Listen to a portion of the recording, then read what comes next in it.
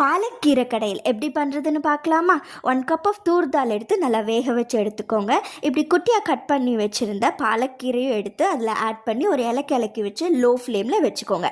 Side by side வந்து ஒரு pan வச்சுட்டு ஒரு 2 டேபிள் ஸ்பூன் ஆஃப் தேங்காய் எண்ணெய் ஆட் பண்ணிக்கோங்க. கடுகு ஜீரகம் போட்டு பொட்டிச்சு எடுத்துக்கலாம். 1 பிக் சைஸ் ஆனியனை இப்படி சாப் பண்ணி ஆட் பண்ணியிருக்கேன். கார்லிக் 3 பீசஸ் சாப் பண்ணி ஆட் பண்ணிக்கோங்க. காரத்துக்காக க்ரீன் சில்லி ஆட் பண்ணிக்கோங்க.